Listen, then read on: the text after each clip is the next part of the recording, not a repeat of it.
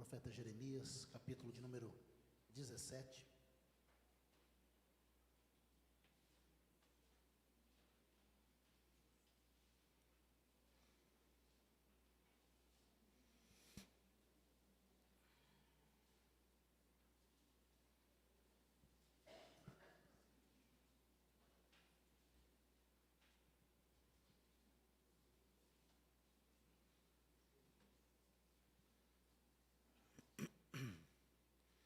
Jeremias 17, versículo de número 5 apenas. Leremos a uma só voz. Todos encontraram? Diz assim, juntos. Assim diz o Senhor, maldito o homem que confia no homem, faz da carne mortal o seu braço e aparta o seu coração do Senhor. Maldito o homem que confia no homem, faz da carne mortal o seu braço e aparta o seu coração do Senhor. Pai, nós pedimos a bênção do Senhor sobre a nossa vida nessa noite, a instrução do Teu Santo Espírito, Tua ajuda, que o Senhor venha fortalecer a nossa fé nessa hora, que a Tua palavra fale ao coração de cada um de nós. Nós oramos a Ti mais uma vez pedindo perdão pelos nossos pecados, em nome de Jesus, amém. Amém. Nós estamos caminhando aí agora, semana 7 de setembro, não é isso? Nós temos o feriado de 7 de setembro, nós estamos caminhando para o mês de outubro, o mês e o dia das nossas eleições, e sempre é bom lembrar em quem nós confiamos, sempre é bom ter na mente quem é o nosso guia, quem é o nosso Senhor. E nessa noite esse texto que eu escolhi para nós meditarmos, traz justamente, maldito o homem que confia no homem, faz da carne mortal o seu braço e aparta o seu coração do Senhor. Às vezes quando nós falhamos na interpretação da Bíblia, nós falhamos também na vocação, no chamado de Deus para a nossa vida. E muitos equívocos teológicos desembocam talvez em práticas erradas e traz sofrimento para nós, né? A gente sofre às vezes à toa, às vezes a gente sofre por falta de conhecimento, né? E geralmente alguns textos, geralmente citamos talvez esse texto aqui, para justificar o fato de que nós não confiamos em ninguém, né? Não confiamos em ninguém. E que nós devemos suspeitar das pessoas, não é isso? Maldito homem que confia no homem, não é assim? Quando de nós já citou esse texto, dizendo isso, né? Tá vendo? Maldito homem que confia no homem. Então, às vezes usa esse texto para justificar, né? Mesmo às vezes amigos, irmãos, familiares, traz para nós esse desafio e aí usa-se esse texto. Nessa ótica, todo mundo é culpado. Nessa ótica, até que prove ao contrário, nós devemos estar vigilantes com todo mundo, porque todos são suspeitos, todos são suspeitos. Então, essa atitude transforma para nós, ou resulta na nossa vida diária, em grandes dificuldades de nós estabelecermos novas amizades, ciclos de relacionamentos. Por quê? Porque todo mundo é suspeito, eu não posso confiar em ninguém. A Bíblia diz, né? Maldito o homem que confia no homem. Então, às vezes, aquele que tem uma certa paranoia, que ele desconfia de todo mundo, aí ele fica louco, ele fica doido, né? Tem gente que tem uma paranoia, está todo mundo contra mim, né? Há um clima de desconfiança geral. É quando se estabelece esse tipo de interpretação. E, nesse sentido, nada de bom pode florescer quando há uma certa suspeita, uma certa confiança. A Bíblia diz que nós devemos ser prudentes. A Bíblia afirma para nós que nós devemos ser simples como as pombas, prudentes como a serpente. E diz ainda, o simples passa adiante e sofre a pena, mas o prudente vê o mal e ele se esquiva, ele se desvia. Então, não dá, portanto, para confiar nas pessoas. Não dá para confiar nas pessoas olhando apenas a aparência. Não dá para confiar. Então, às vezes, a pessoa mais convincente para nós que nós temos é aquelas pessoas que têm ou se enquadram no estilo estelionatário, né? O estelionatário, você não desconfia dele. Ele consegue te convencer pela sua habilidade de convencimento. Ele consegue te convencer pela habilidade que ele tem de argumentação. Então, você não desconfia dele. Não dá para a gente ver nos olhos quem é bom e quem não é, né? Há sempre essa desconfiança. E quando nós vamos fazer negócios, fechar contratos, nós vamos fazer pagamentos, quando nós vamos tratar de assuntos que dependem de uma certa confiança, a gente consulta sempre um bom advogado, a gente consulta sempre a lei, a gente tenta ver as maiores informações possíveis sobre os negócios que nós vamos fazer para que nós não sejamos passados para trás. Então, há sempre essa grande preocupação. Mas, veja bem, o texto que nós lemos não está dizendo nada disso. Eu falei tanto, mas não está falando nada disso. O texto que nós lemos aqui não está ensinando para nós que nós não devemos confiar em ninguém. Não está dizendo isso para nós. O texto também não está dizendo para nós que nós devemos estar sempre aí atentos e não está dizendo para nós ficarmos paranoicos nessa perspectiva de em quem confiar e em quem não confiar. Não é verdade? Num certo nível, nós precisamos de confiar nas pessoas. Num certo nível, nós precisamos de confiar. No nosso trabalho, nos nossos campos de relacionamento, nós precisamos de confiar num certo nível. Porque se nós não confiarmos nas pessoas que estão ao nosso redor, que trabalham conosco, que servem conosco, não tem como a gente fazer nada nessa vida. Não é? É verdade. Nós temos que confiar. Nós temos que acreditar. Nós precisamos disso, né? No casamento, se você está dentro de um casamento e há uma desconfiança, uma suspeita, um ciúme constante, uma pressão psicológica nesse sentido aí, não há casamento que se sustente, ele vai se desfazer. Então você precisa confiar. E é por isso que a Bíblia fala, olha, o amor não arde em ciúmes, não arde em ciúmes. Pessoas, às vezes, têm muitas desconfianças. E essas desconfianças, elas podem destruir a alegria dos relacionamentos, a bênção dos relacionamentos, a alegria da confiança. Então, ninguém consegue conviver com alguém que está desconfiado o tempo todo, não é verdade? Ninguém consegue, é um relacionamento doentio. E o interessante é que se você pensar na sua vida, você vai poder ver tantas pessoas que você pôde confiar. Pessoas que fizeram parte da sua vida. Pessoas que foram uma bênção na sua vida. Pessoas que até hoje, se você precisar de confiar a ela, uma procuração, alguma coisa assim, documentos importantes, você vai fazer o quê? Você vai confiar nela. Você vai confiar nela. Porque são pessoas íntegras, pessoas de confiança. E como nós somos abençoados por Deus por pessoas assim. Como nós somos abençoados por Deus por poder contar com certos amigos, certas amizades que são dignas de toda a confiança. Então, é impossível caminhar na vida sem desenvolver relações de confiança e amizade. É impossível nós caminharmos assim. O homem e a mulher que não desfruta e que vive só constantemente acuados, né, vão viver o tempo todo ameaçados se eles não desenvolverem essa habilidade. Mas o que a Bíblia está dizendo quando nós tratamos desse assunto, maldito o homem que confia no homem? Qual é o princípio da Bíblia nesse texto que nós acabamos de ler aqui? O princípio que nós acabamos de ler aqui, ele é simples. O texto está dizendo para nós o seguinte, que nós não podemos transferir a confiança no Senhor aos homens. Nós não podemos fazer essa troca.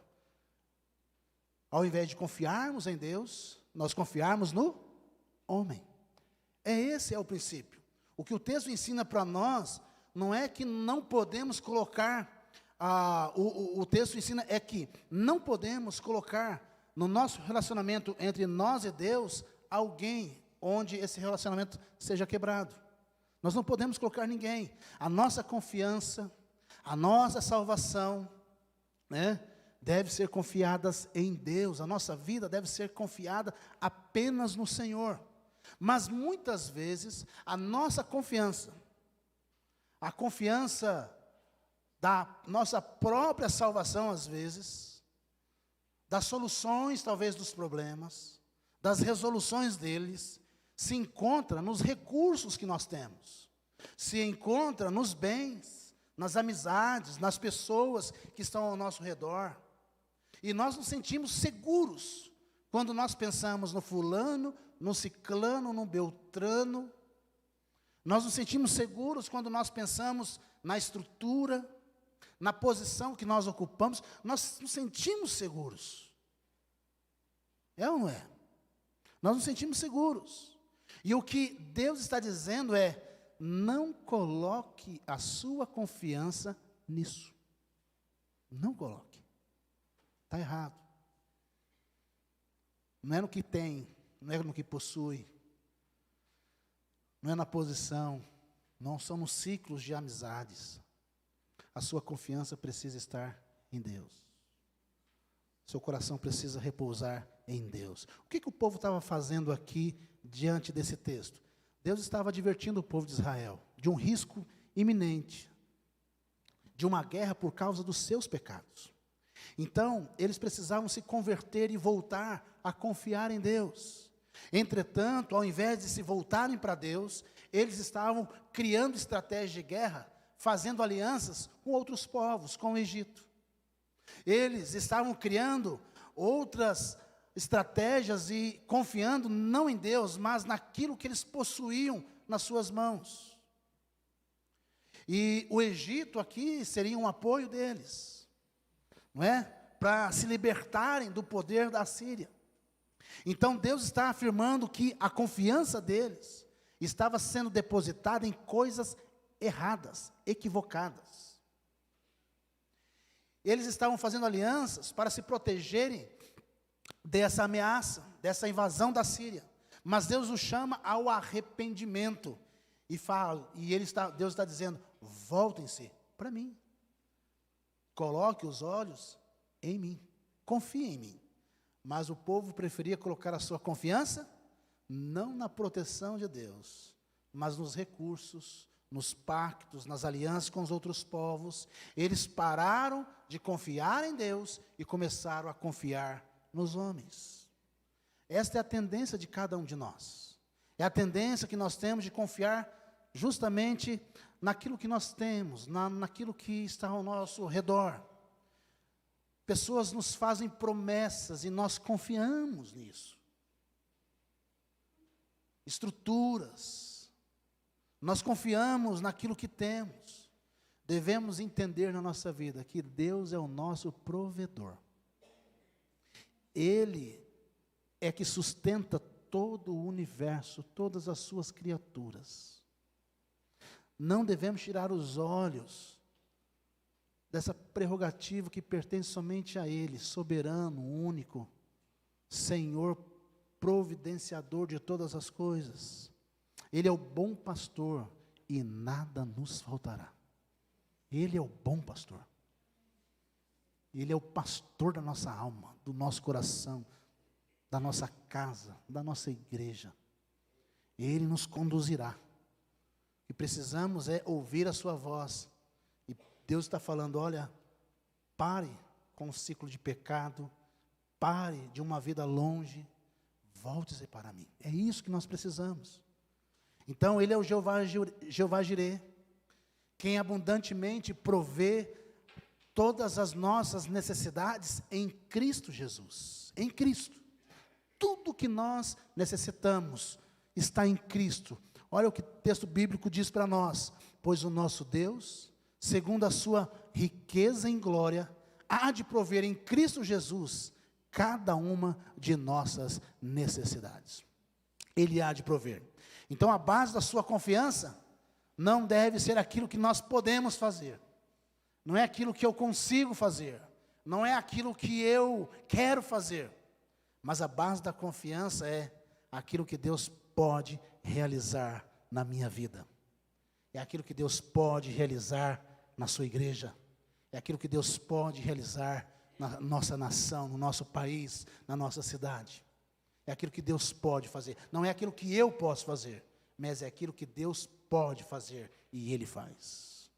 Nesse sentido, a nossa confiança é justamente nele. E Jeremias ensina, não coloque sua confiança nos homens, mas coloque em Deus. Quando nós colocamos, a nossa confiança nos homens, o texto diz, fazemos da carne mortal o nosso braço e apartamos o coração do Senhor. Maldito o homem que faz da carne o seu braço e deixa de colocar a sua confiança em Deus. É fácil confiar nas forças do nosso braço. É fácil nós confiarmos na capacidade intelectual de cada um de nós. É fácil nós confiarmos na nossa persuasão, no nosso poder de argumentação. E é isso que Deus está dizendo para o povo não fazer. Não faça isso. Não faça isso. Certamente você já aprendeu a confiar em Deus nesses anos de fé que você tem caminhado. Certamente Deus já te ensinou muito sobre confiança. Mas confiança é uma aula que a gente nunca aprende, nunca para de aprender. Né?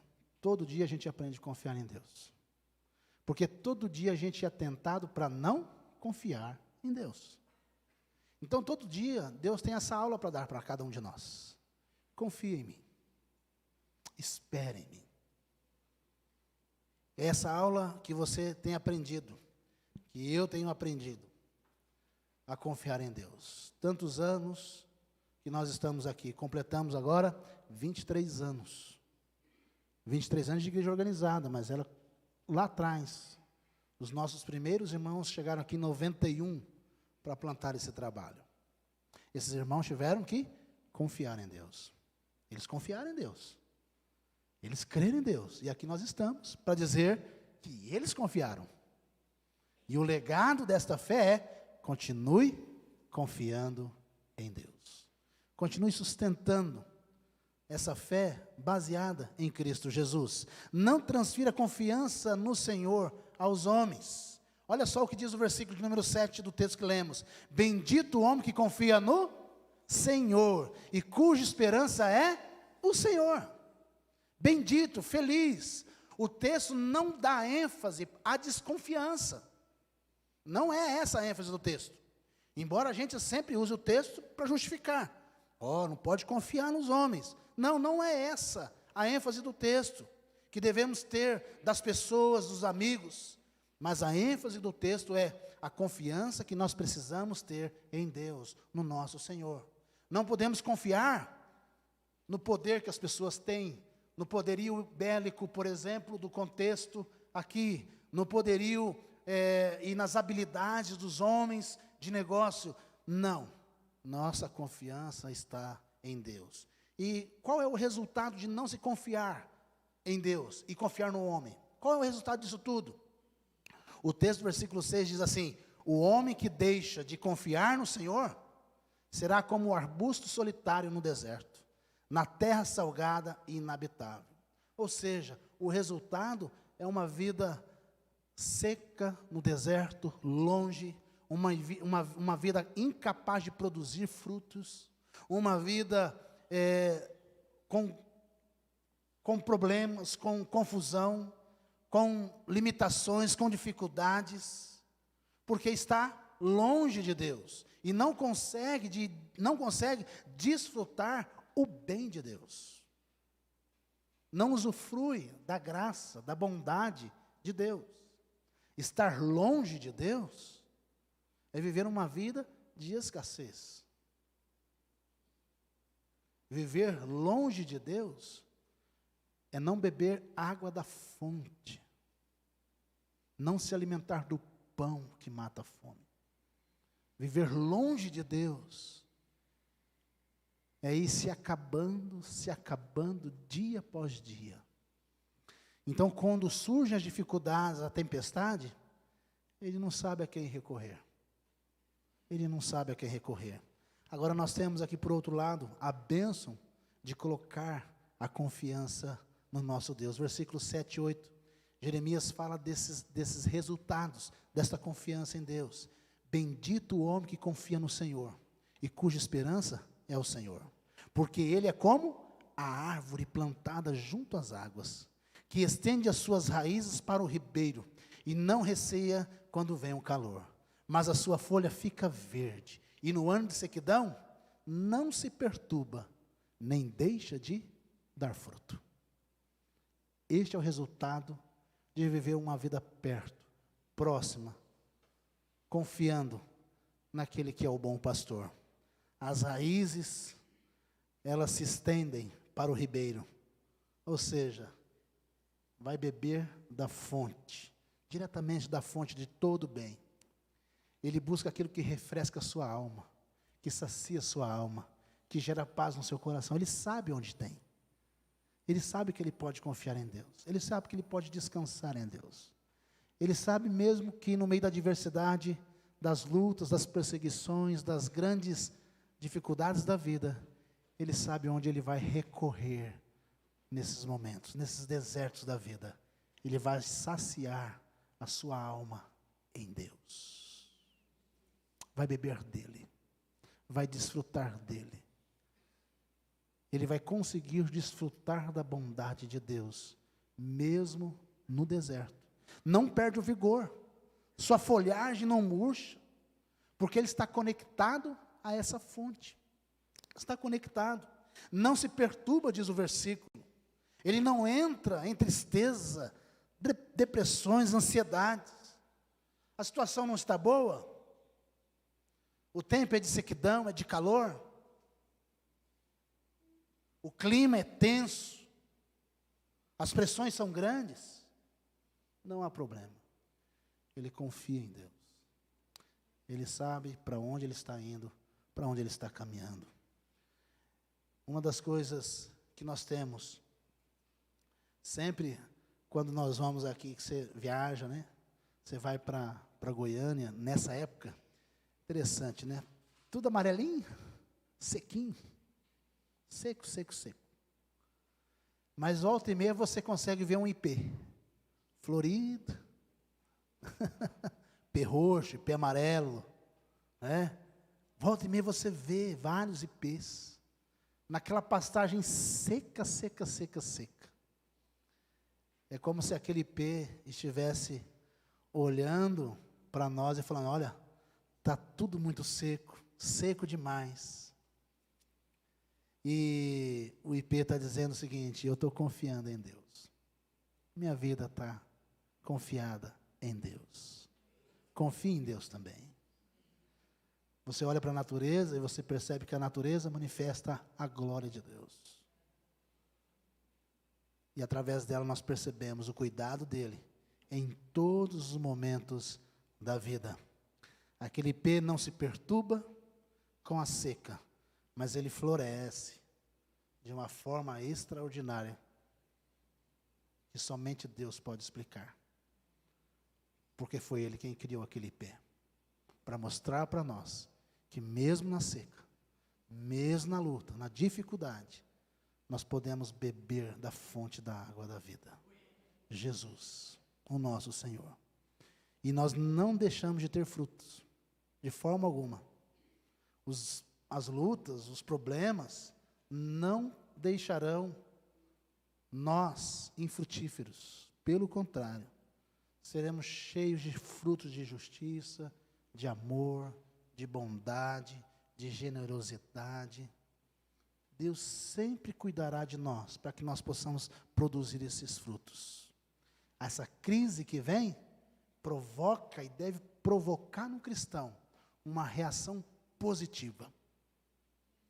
Uma reação positiva diante do quadro de lutas, dificuldades, secas. Uma reação positiva. Porque Deus é quem sustenta a nossa vida. O salmista, no Salmo 84, ele diz assim, do versículo 5 ao 7. Felizes aqueles cuja força vem de ti, e que desejam do coração seguir os teus caminhos. Quando atravessarem o vale de lágrimas, farão dele um lugar de fontes, um lugar de poços cheios de chuvas, das tuas bênçãos, e assim irão com força constante, renovadas, apresentar-se perante Deus em Sião. Essa é a palavra de Deus para nós nessa noite. Cuidado com a autoconfiança. Cuidado para não confiar em você mesmo. Versículo 9 nos mostra 3 lições, onde nós vemos que são lições difíceis para nós. Ele diz assim: enganoso é o coração, mais do que todas as coisas, e desesperadamente corrupto. Quem o conhecerá? Isso é uma palavra dura para nós, porque fala que o coração, ele é enganoso, mais do que todas as coisas. O coração, ele é emocional, o coração é passional, o coração, ele é autocentrado, ele se distrai, ele se perde facilmente. O nosso coração, ele é precipitado.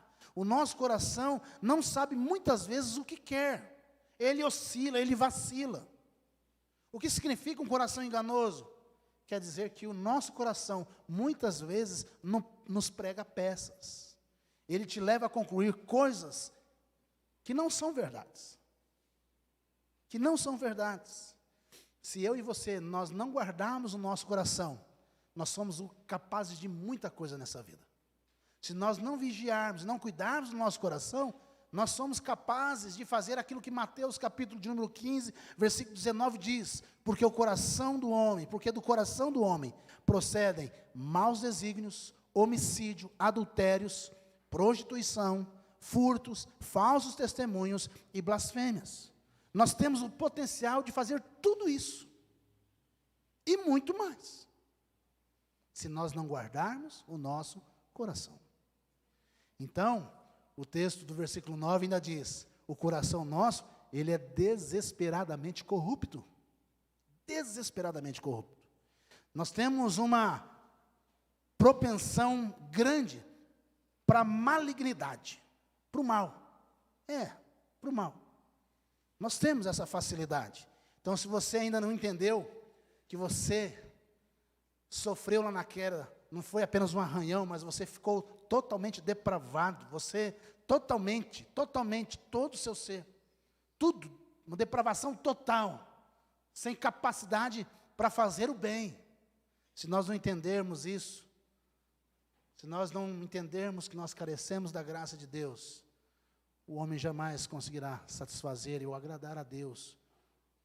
Ele precisa entender que ele é corrupto. Ele precisa entender o que é o Evangelho. O Evangelho fala que nós somos pecadores. O mal habita no nosso coração. O coração tende para as trevas, para a inveja, para a ira, para a amargura, para a vingança. Ele é corrupto. Ele é corrupto. E aí o versículo 9 vai dizer assim: não é fácil conhecer o coração. Não é fácil conhecer o nosso coração. Olha, é difícil. Nosso coração, às vezes, ele põe a gente doido, não é? Põe a gente louco. E a pergunta é: quem o conhecerá? Ninguém consegue conhecer o próprio coração. E por esta razão, relacionamentos às vezes são complicados. Além de ser, por exemplo, no casamento, além do gênero, né? Homem e mulher, a diferença entre o homem e a mulher. O gênio também entre um esposo e a esposa são diferentes. Culturas familiares diferentes. Pecados. E para piorar tudo disso, tem um coração que é enganoso. Olha só que situação nós estamos. Então, todo o trabalho nosso deve ser colocar a nossa confiança em Deus, para que Deus cuide do nosso coração, para que Ele faça a obra no nosso coração, na nossa vida, e nos leve a depender dEle dia após dia, momento após momento. Então, nessa noite, eu queria finalizar dizendo que nesse texto que nós acabamos de ler, de meditar, trazendo para nós: olha, não coloque a sua confiança nos homens para a sua segurança, mas confie no Senhor, Deus, para a sua estabilidade. Não coloque a confiança nos homens para a sua segurança, mas confie em Deus. Coloque a sua segurança em Deus para a sua estabilidade. Confie no Senhor. A salvação depende do Senhor. A vida abundante depende do Senhor. Confie no sacrifício de Jesus. Confie que Ele te salvou, Ele te redimiu, Ele te salvou de forma gratuita.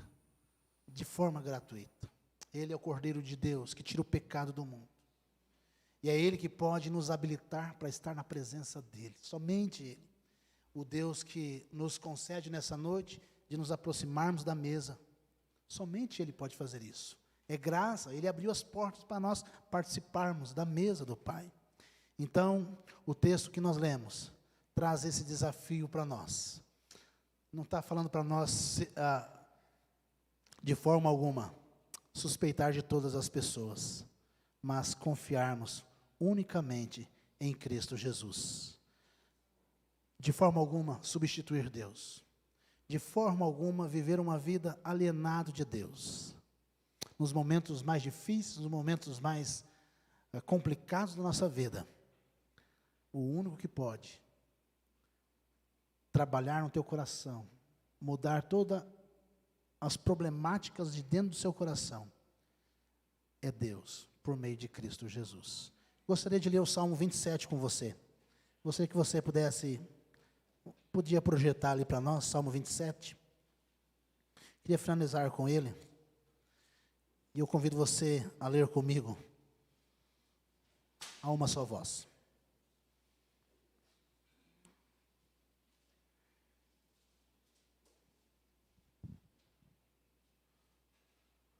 Vamos colocar de pé, vamos ler. Logo após a leitura desse salmo, gostaria de nós pudéssemos orar, impetrar a bênção, cantar o amém tríplice, depois alguns avisos, conhecer os nossos visitantes.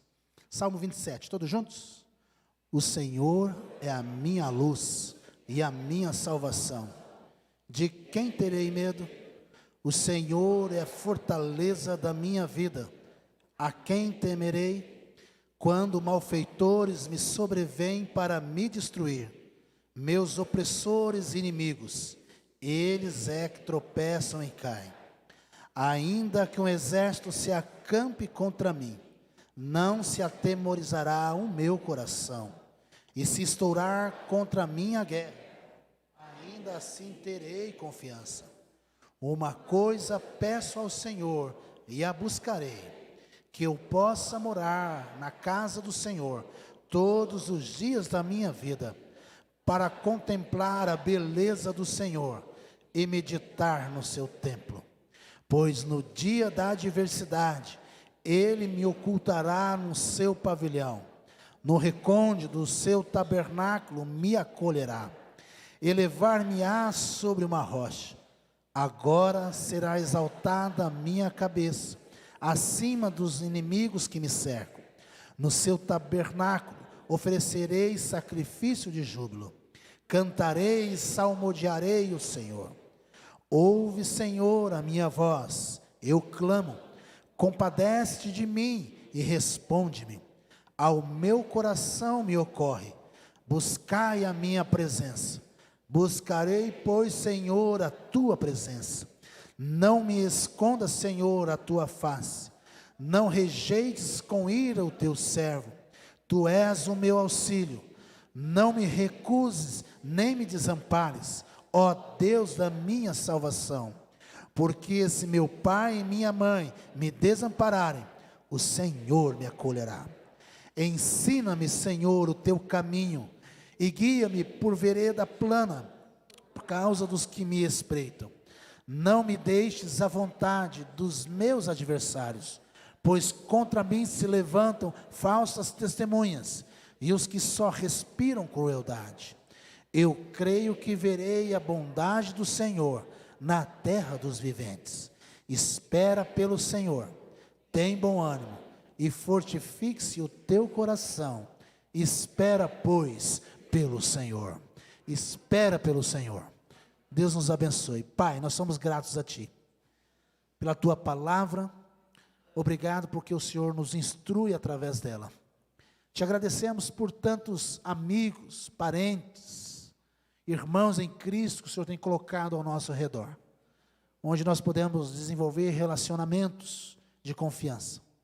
Em especial, somos gratos a Ti, pela confiança que nós podemos depositar no Senhor, que é o nosso amigo, é o nosso Pai, por Cristo Jesus, o nosso Senhor, que morreu naquela cruz, e nos aproximou, possibilitou o nosso relacionamento com o Deus Pai Todo-Poderoso.